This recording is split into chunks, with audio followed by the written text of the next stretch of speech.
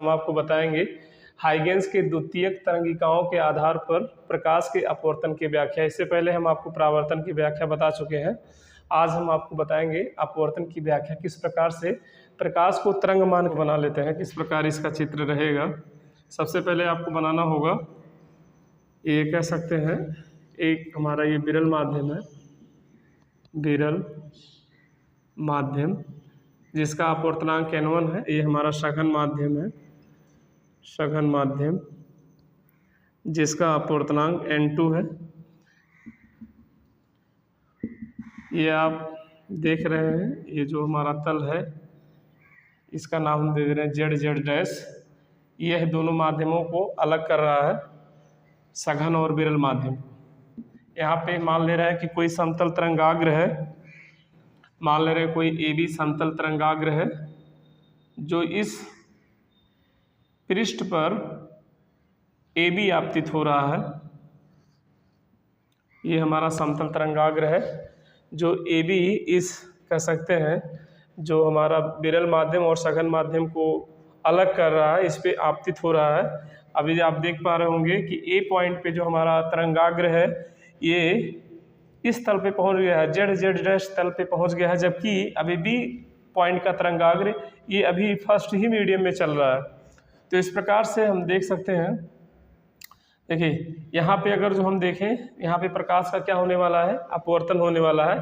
ठीक है, अगर जो यहाँ पे प्रकाश का अपवर्तन होने वाला है तो हम कह सकते हैं कि जितने यहाँ से अभी तो देखिए ये यहाँ से यहाँ तक आएगा, यानी ये हमारा जो तरंगाग्र है यहाँ तक चल के आएगा।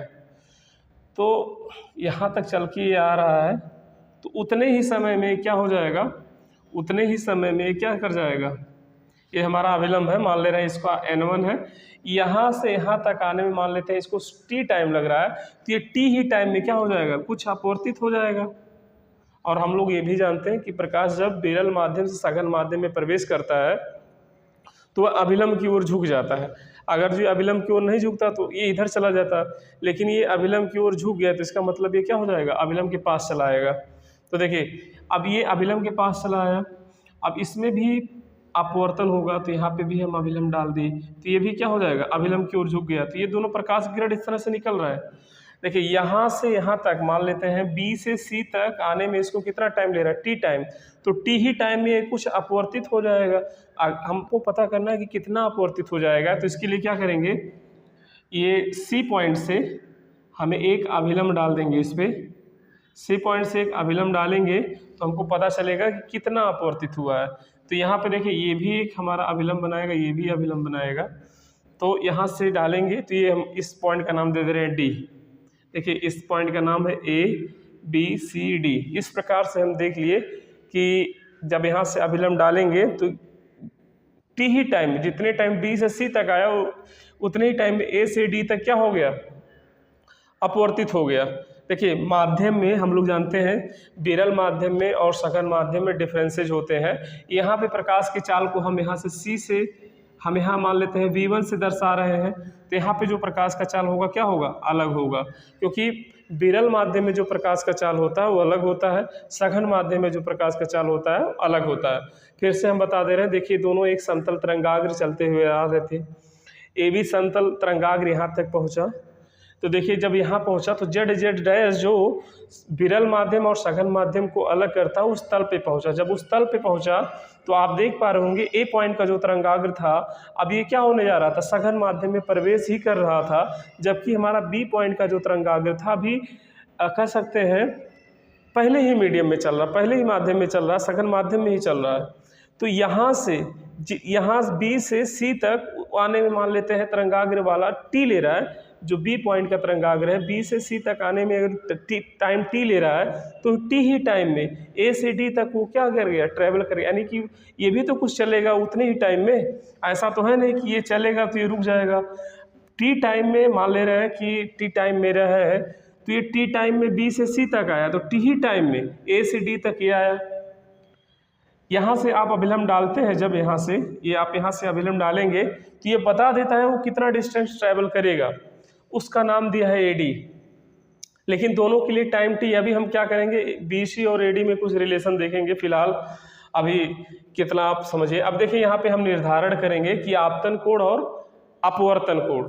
देखिए आपतन कोण क्या है हमारा, आपतन कोण हमारा अभिलंब और आपतित तरंगाग्र और अभिलंब के बीच जो कोण बनता है उसको हम लोग आपतन कोण कहते हैं, आई। देखिए हमारा ये अभिलंब है, अभिलंब के इस तरफ आप कह सकते हैं, अभिलंब के इस तरफ क्या कौन सा कोण बनाएगा, देखिए अभिलंब और आपतित तरंगाग्र के बीच में आपतन कोण, और ये देखिए अभिलंब है तो इस तरफ टोटल हमारा 90 का कोण बनेगा। अगर जो हम इस वाले कोण को 90 माइनस आई कह दें, 90 माइनस आई, तो ये हमारा टोटल कोण कितना हो जाएगा, आई हो जाएगा।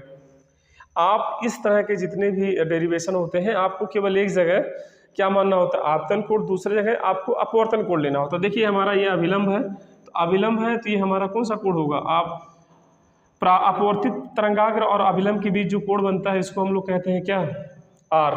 और मान ले रहे हैं ये हमारा कोण क्या है 90 माइनस आर है, तो ये हमारा कितना हो जाएगा, केवल आर। क्यों ऐसा हो रहा है, देखिए 90 है, ये अभिलंब है तो अभिलंब की इस तरफ 90 बनाएगा, अभिलंब की इस तरफ भी 90, हम इसमें बोले 90 माइनस आई है और प्लस ये आई है, तो हमको 90 मिलना चाहिए। तो देखिए 90 माइनस आई प्लस आई, अगर जो हम यहाँ पे देखें तो हमको कोण कितना मिल रहा है, 90 डिग्री मिल रहा है। इसका ये मतलब है ये 90 माइनस आई होगा तो ये हमारा आई हो जाएगा, ये 90 माइनस आर होगा तो ये आर हो जाएगा, इस तरफ भी ये 90 बनाएगा, इस तरफ भी ये 90 बनाएगा, ये हमारा अभिलंब है, इसको आप बोलेंगे नहीं, यहाँ पे भी ये अभिलंब था। तो इस प्रकार से हमारा चित्र हो जाता है कंप्लीट। देखिए अब चित्र जब कंप्लीट हो गया आपका, तब आपको कुछ करना नहीं है। अब आप क्या करेंगे इसमें, अब आपको यहाँ थोड़ा सा हम मिटा दे रहे हैं, यहाँ पे देखिए दो त्रिभुज बनता हुआ दिखाई दे रहा है आपको, त्रिभुज का नाम ले रहे हैं, लिखेंगे त्रिभुज, त्रिभुज ABC, त्रिभुज ABC में, त्रिभुज ABC में यदि हम साइन ले लें, साइन आई बराबर में, तो साइन डी बटे में AC, BC बटे में AC, इसको आप क्या करें, साइन आई को आप ऐसे लिख दें, इसको आप ऐसे रहने दीजिए, समीकरण एक मान लीजिए।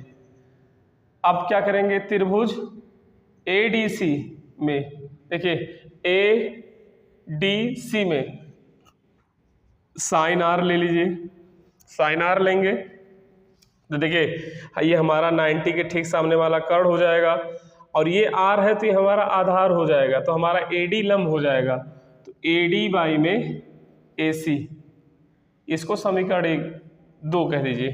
तो देखिए समीकरण, इसको मिटा दे रहे हैं,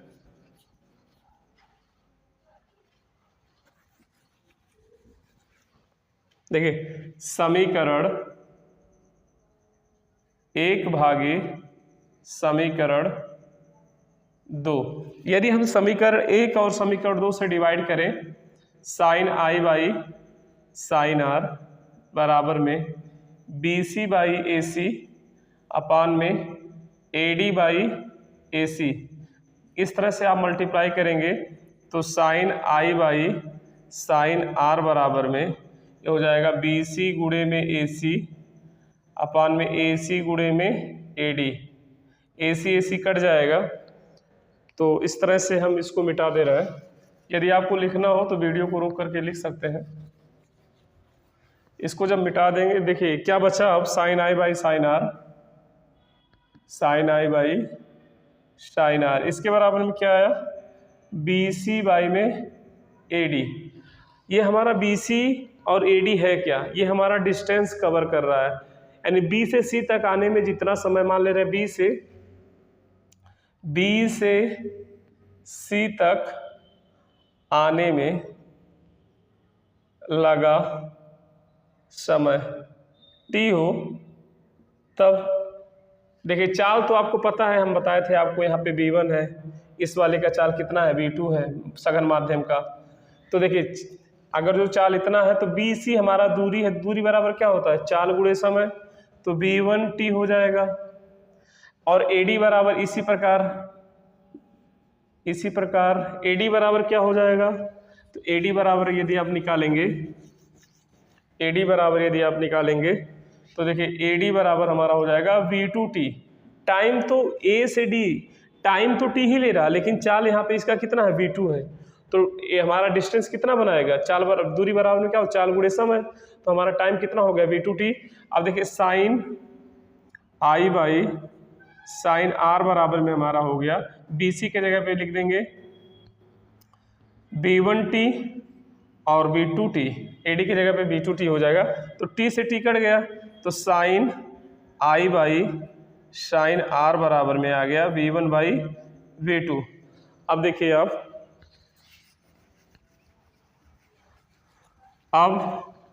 चूंकि V1 बाई V2 बराबर में आप जानते होंगे N2 बाई N1 है, इसलिए sine I by sine R बराबर में N2 बाई N1। देखिए यही हमको सिद्ध करना था। इसको हम चाहें तो N2 बाई N1 को क्या लिख सकते हैं, N2 बाई N1 को हम N भी लिख सकते हैं, क्योंकि वायु में जो प्रकाश का क्या होता है, अपवर्तनांक होता है, 1 होता है, और किसी मीडियम का जो अपवर्तनांक होता है कितना होता है, n होता है। तो N2 बाई N1 की जगह पे हम n भी लिख सकते हैं, ठीक है। तो sine I by sine R बराबर क्या, हम N2 बाई N1 या n लिख सकते हैं। और यही हमको सिद्ध करना था कि क्या प्रकाश को तरंग मान करके हम क्या अपवर्तन की व्याख्या कर सकते हैं कि नहीं कर सकते हैं। आई होप आपको समझ में आ गया होगा।